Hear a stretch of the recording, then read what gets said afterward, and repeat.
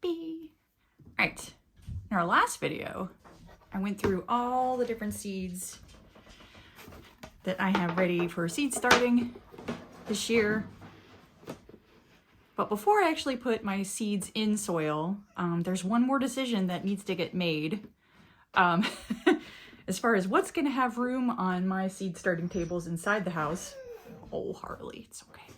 And that's who is gonna be an indoor sow and who is gonna be an outdoor sow. There are some seeds that are gonna do better being sown outdoors, never moved again, and let them live their lives outside their entire lives. Sometimes a seed packet is actually going to tell you that it does better in direct sow. With direct sow, I want to make sure I'm not saying indirect, as in not direct. Some seeds will do just fine once the weather's warm enough, planted outside. They'll pick right up and grow, and some don't. Some do better with indoor seed starting. Oh geez, somebody's leaking here. Seeds, but anyway, let's start sorting them out, because then if I want to know how much space I need on my seed starting tables, I need to know how many seeds I'm going to have. So to start, who's staying indoors? Well, coleus is going to be definitely one of them, because I collect them, most of the seeds myself. I always collect way too many. There's going to be a lot of thinning that needs to happen indoors as they're growing. In fact, not only is it good for them to be thin so that each plant that's left has more space, I get to thin out the colors I don't like and keep the colors I do like. So coleus is definitely going to be one we start inside. Let's see, who else? Okay, Dichondra Silver Falls. That's another one that I want to give a head start because I want to be able to put it in my containers all lush and ready to go. So that's another starting outside. I mean, starting inside. Oh gosh, this will be confusing. All right, nasturtiums do just fine planted outside. I'm not going to start them now. Lisianthus I specifically bought because they take a long time to get germinated, so you can start them inside. So we'll see how long this stack goes. Meanwhile, Harley is living her best life. Stock. Now, stock I don't know that well. Yep, this one, you can see it recommends sowing 5 to 6 weeks before last frost. Okay, so this one we're going to try to start inside.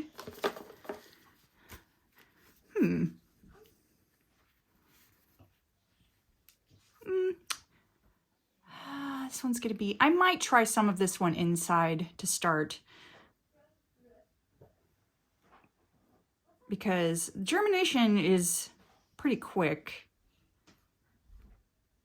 And it's an herb, and often I don't need to start herbs indoors, but this is a new one. I'll probably try to be a little more careful with the oregano. Impatiens and geranium. Yeah, all these I want to start inside, the geraniums and the impatiens, because I want to keep them as individual plants that I can tuck in all different kinds of places. Oh boy, so our indoor stack is already getting pretty big and not much, but it's going to get better with the herbs, I swear. The begonia, again, I'm going to start indoors. Oh boy, this, you know, Amber, we may have committed to a lot this year. Petunia, also going to start indoors. These guys, so, oh, here you go. This is a great example of something that should go straight outside. So directly in the garden after spring frosts. Okay, so that's one we don't have to start. Oh, here's another petunia. I thought I kept these guys all together. Another coleus. That one's definitely going. Sweet pea incense mix. That gets started outside. See, so directly in packs, containers, and hanging baskets. Can be direct sown outdoors. That's what we're going to do. Same with marigolds. These lovelies do not need much of a head start. Tomatoes. Now, normally I do start these inside because it takes a while for it to get warm here. Yep, so seeds indoors before first frost. This is a species spicy pepper that I'm probably not going to sow. I'm going to move that off camera.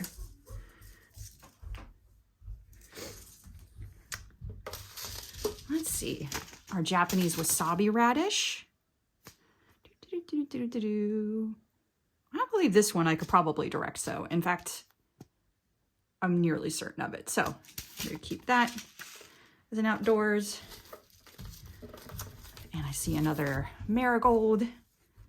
Oh, just going to get outdoors. That's the indoor pile over here. Outdoors is a little smaller, but it's about to get bigger because all of my zinnias, for certain, I will start outside once we're past frost. Woo, it's not looking quite as bad as it did.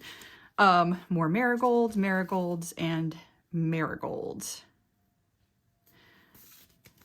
So, stack is growing of things. Well, the stack is growing of things that will start outside, and this stack is not growing so much, which is great. All right, all of these herbs we will start directly outside, including basil and holy basil. Lovely.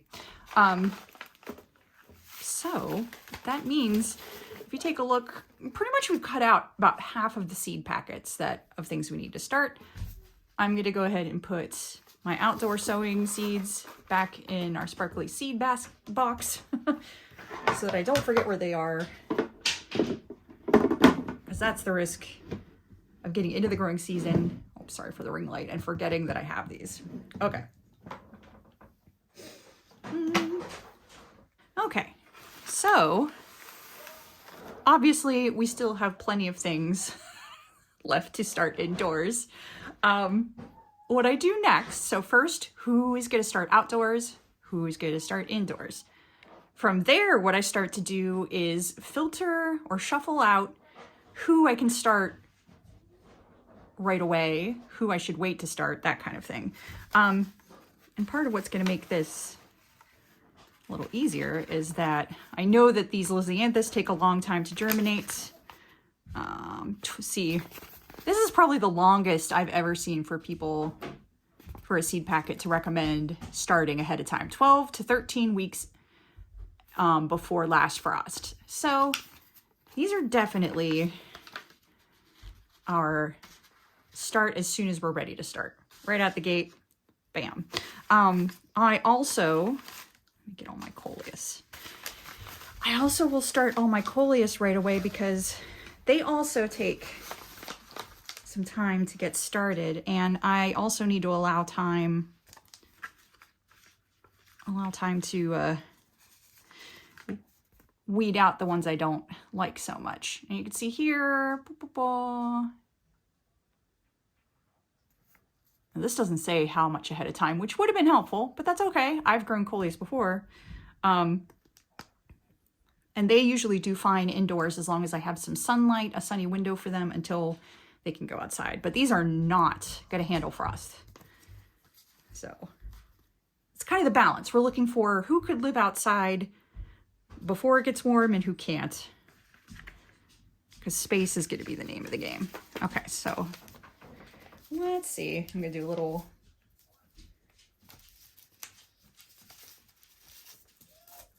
looky-loo around. Okay, so for example, here's stock. Stock I have not grown before, so I definitely want to read what it says. It says 5 to 6 weeks before last frost. So I'm going to kind of put that in the middle, because obviously that's much less than 12 to 14. And I feel like I'm dealing cards and it's kind of fun. All right, so Dichondra Silver Falls, this is a good example of a different wording. When you're reading your seed packets from different companies, they will word the information a little differently.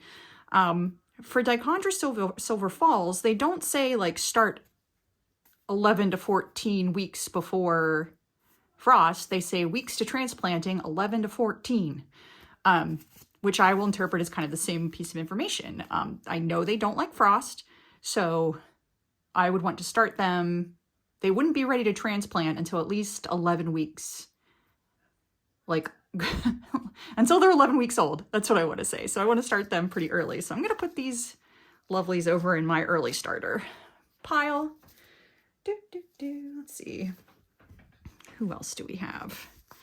Okay, so for some impatiens,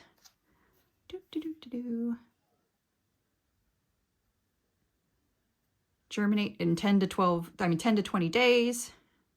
Transplant after all damage of frost. These could probably wait. Because remember, that's like 2 to 3 weeks. So we're doing kind of a interesting, like 5 to 6 weeks here, 2 to 3 weeks here. And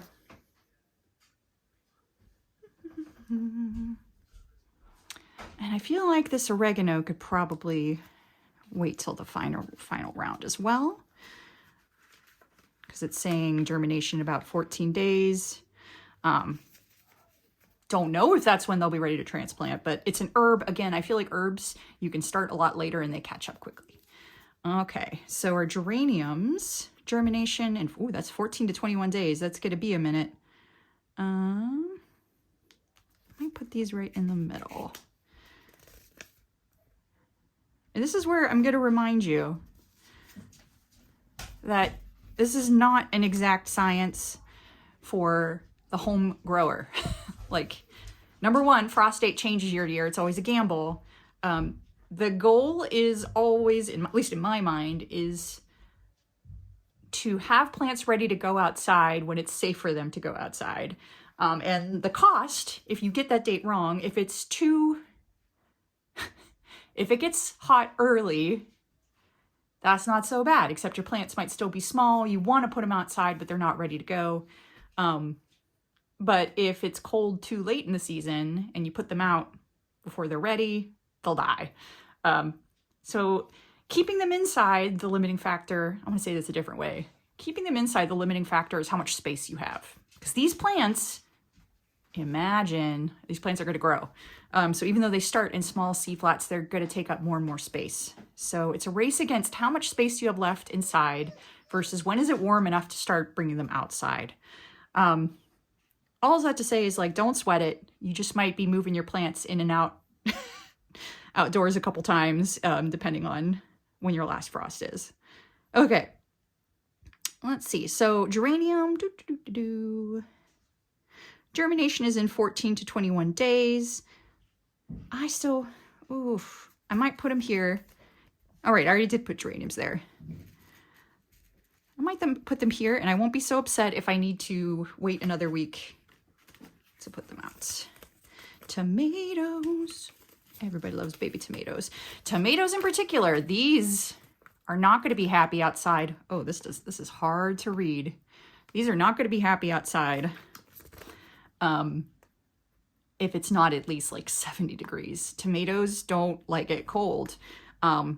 So always I'm going to err on the side of starting them later as opposed to earlier. Let's see what ours. Yeah, germination temperature should be between 70 and 80 degrees. Seedlings will germinate in 7 to 10 days. Yeah, nighttime temperatures have to... Oh, this is hard to read, guys, and I'm sorry. But it says nighttime temperatures have to be above 55 degrees. So it definitely needs to be a lot warmer than early spring. So I'm going to put these right here in my last wave. Hey, quit licking my seed holding arm. All right, petunias. I'm actually probably going to start these sooner rather than later because it's a lot easier to put them in my plant pouches once they're really well established. If they're little tiny flowers, I tend to break them. So this is going in wave 1. This is not so bad. And these are begonias. Have I already decided where begonias are going to go? No. Let's see, days to germination, not very long. So weeks to transplant. Oh, holy moly. We better get those going. See, that's funny. I was thinking, oh, they germinate super fast. We could leave them till later, but 13 to 16 weeks to transplanting means we need to probably start them around now. Because for context, This is the first week of March, and usually I can't count on planting anything outside before the first week of May. The best guarantee is to wait till Labor Day week, not Labor Day weekend, Memorial Day weekend to plant things outside, but it's been warm enough here that I found I can still usually tuck things in just a little bit earlier. Still, March to April, April to May, so that's about 8 weeks plus a couple more weeks. Math, not my favorite thing. I'm good at it, but I don't like doing it in my head. We should probably start these guys now. Okay, again, we're kind of weeding down what we need to take care of all at once. This is my final wave. This is my intermediate wave of seeds. I'm going to put them to the side and not worry about them right now, which could be foolish because I'm not thinking about the bigger picture, but I will make it work.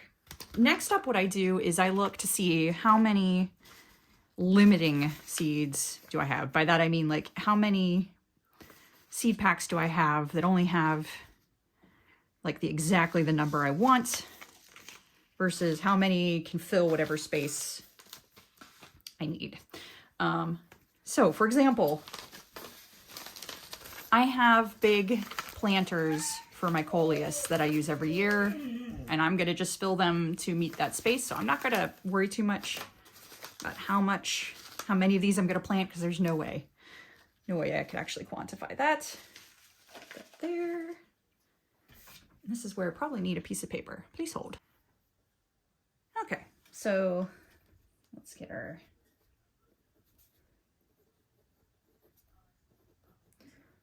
little notebook started. That is not going to show up very well. Fortunately for you, I have far away a bajillion pens. Let's bump up to, nope, not that guy.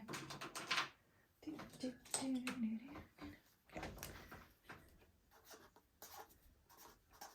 I know, that doesn't look great, but we only referenced this for a little while. Wave 1. How's that? Oh yeah, that's way better. Not amazing, but better.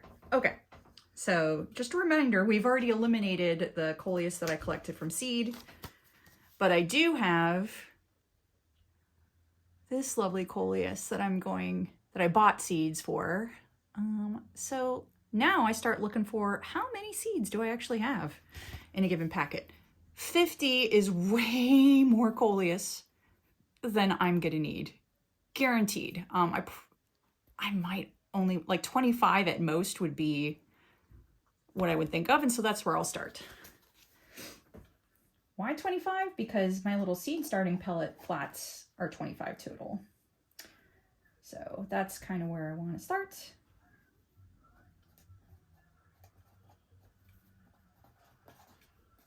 I'm gonna just write that down. 25. So this is kind of like round 1. Again, there's going to be like a little bit of a shuffle as I start to get a bigger picture of what, in fact, I have. All right, let's see. Begonia whiskey cocktail. Looking at our seeds. You'll probably spot it before me.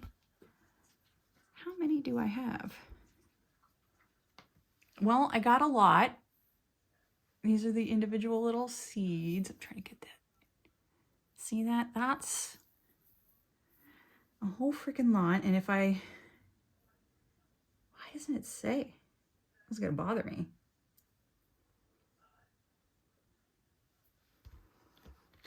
Oh, wah wah. Okay, guess what? We probably don't need 500. Oh, sometimes when they're really tiny, I feel like, hopefully I bought the right amount and didn't spend too much. I don't think I did. Okay, so 500 seeds? No, ma'am. No, ma'am. I don't need 500. Probably gonna start that with 25.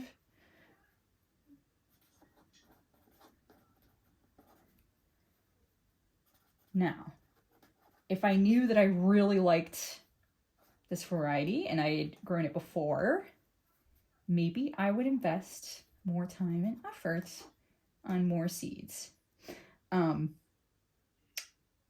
But I don't know that I need that many. Oh, we'll see. Okay, again, that's like my guess for round 1. Okay, Dichondra Silver Falls. I'm going to use every single one of these. 25 seeds, 25 seeds. Again, last year, I only grew 1 packet of these, and it was not really enough for my hanging baskets, because it turns out you don't want 1 plant per quadrants. You want like at least 2 or 3. So we're going to grow, we're going crazy with this one. So I'm going to grow all 50 seeds. So let's go ahead and put Dichondra.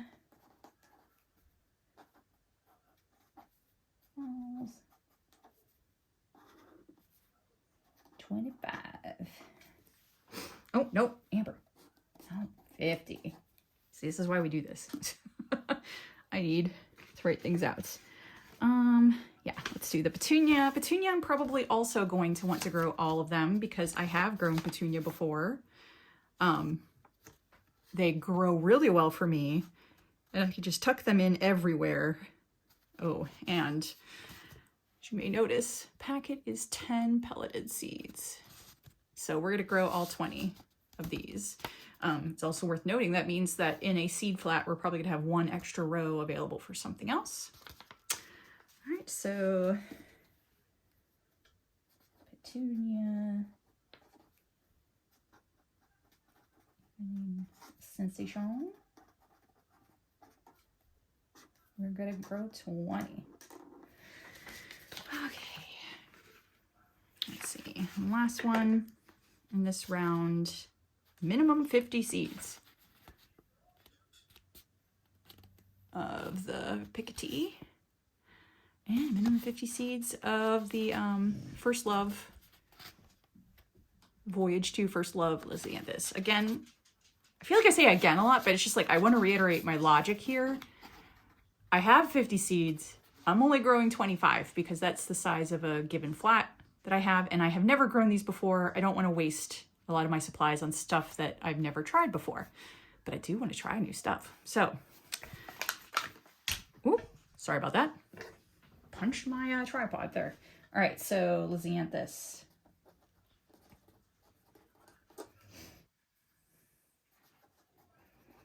Blue Picotee. We're gonna grow 25. And Lisianthus. First Love. We're gonna grow 25. And that makes up our first wave of seed starting. And if I want, I can just go right now downstairs and start planting seeds. But what I'm probably gonna do, if I have the time, is do the exact same thing with all of my other seed packets. So hold tight. All right, now we have our second wave of plants. The ones we said we didn't need to start right away, but we should probably start soon. And we'll call this, first wave was about like 12 to 14 weeks before first frost. Let's do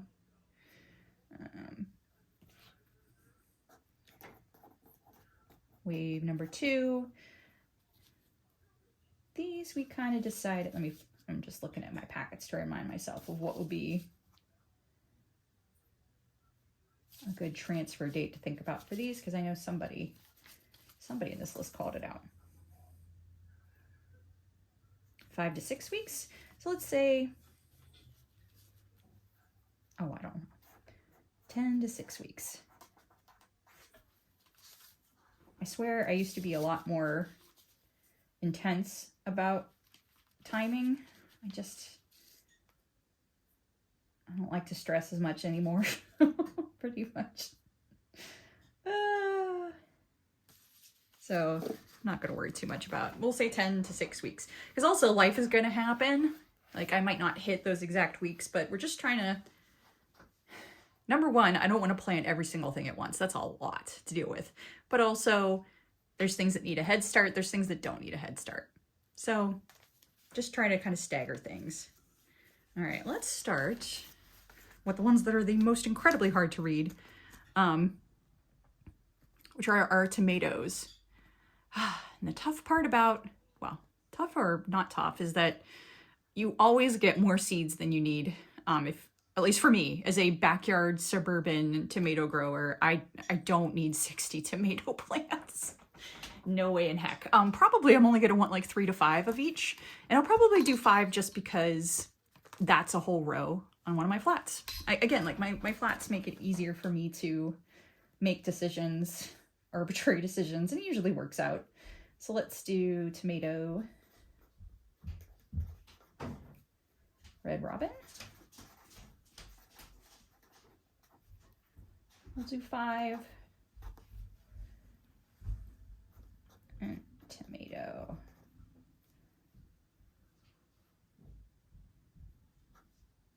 Patio. I can't spell today. Patio choice. Yellow. 5. Just one more time for the record. If you were planning on producing enough tomatoes to feed a family, you probably want more than this, because in my experience, some of these won't germinate. Some of these, although more likely, some of these will die when I try to transplant them. I'll break something, or the dogs will break it, although maybe not this year because we're putting them in the green stalks. But anyway, I just like them for snacking. I'm not trying to feed. This garden is really a garden of delight, not a garden of sustenance. So aside from my soul, sustaining my soul is important. But anyway, I would plant more. Lucky, quit digging. I would plant more if I needed to feed a family, but this is just for us to snack on. Okay, next up, the stalk. I've got at least 50 seeds. I'm probably gonna opt for 25 to start.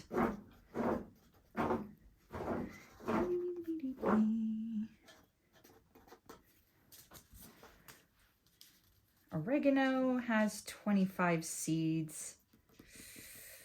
Okay, I don't know that I'm gonna need that much of it. This is ornamental oregano, so it could be the kind of thing I just tuck into a bunch of containers, and so it might have a home outside, but does it have a home inside? We'll see. Okay, and then impatiens. Is that my only impatiens? Yes. Impatiens, I only have 10 seeds. So that's definitely the most I can start.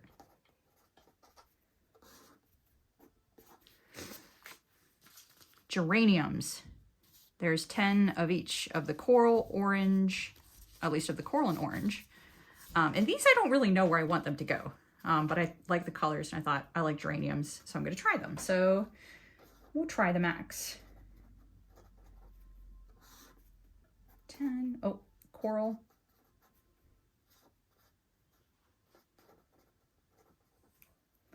Orange. 10. Okay, and then finally, this is, I mean, this seemed like a lot, but it's not as bad once I start writing it out. My bicolor duet ivy geranium. I want to plant as many of these as I can because they're going to go in my, I think in my plant pouches. And sadly enough, it's only 5 of each. So tornado. So ivy, we're just going to call it ivy geranium. And for that, we're going to do 10 total. Okay, so that's the next wave. The rest of my seeds, I'm going to start outdoors. So I'm not going to list them here because I don't need to worry about how much indoor seed starting space I have for them. All right, now comes the fun part. If I have flats and they each hold 25, I've got 1, 2, 3, 4, 5, 6, 7, 8, at least 8 flats to start. My 25 that are whole. Let's see, how can we be smart about this?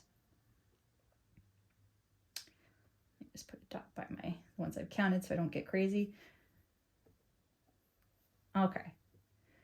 So next up, the geraniums could make one flat plus a tomato.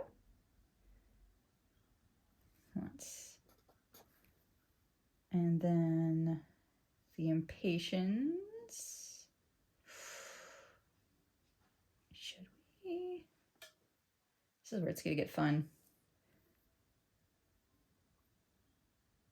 Impatiens plus, no, don't do it that way. It's really fun to do math in front of you all. Okay, and then the petunia plus a tomato will be another flat. That makes it easier. And then all we've got to account for are the impatiens, which is at least one flat, but we'll have a little extra room for something. This is the fanciest notation you've ever seen, I know. So we've got 11 flats that we need to have downstairs. So next I'm gonna go downstairs and count my flats to remind myself how many I have. Ah, okay.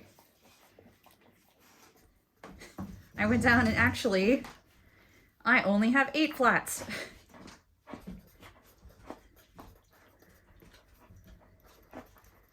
At least of the teeny tiny seed pellet variety. So really, now what I want to ask myself is, can I fit, let's start, because I don't want to buy too many more of these seed flats.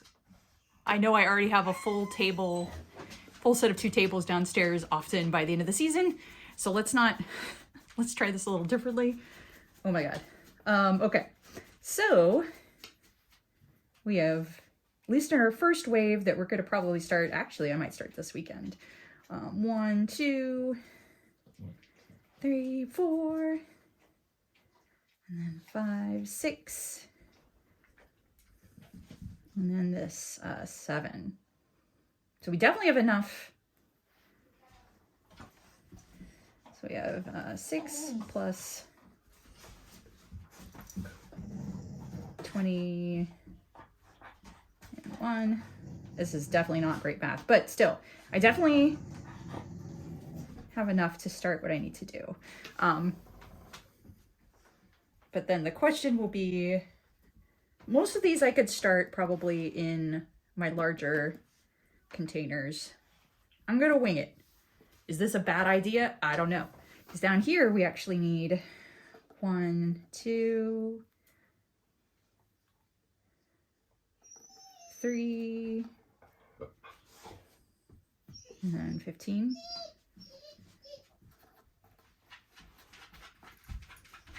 Four flats, right? Yeah, that math still adds up. So I could either decide to go and get 4 more flats. Well, actually 3, because I already have 1 more. Or I could decide to start these up in some of my larger seed starting trays that are larger pots. For the tomatoes especially, that's a very nice idea because they will love having extra room to kind of hop up. So I think we're probably good. Probably. We'll see. Anyway, that's how I do some of my super fun seed organization. How I'm gonna actually start my seeds for the spring. It's a lot of writing, it's a lot of guesstimating, and it's really okay because seeds are cheap compared to fully grown plants. So yes, they are expensive when it comes to your time and your sunny window spaces or grow light setups, but overall they're cheap, so mistakes are not quite so painful. Anyway, that's all for now. Stay tuned. If you like this video, please like and subscribe because next up we're going to start planting these bad boys because it's time. Bye.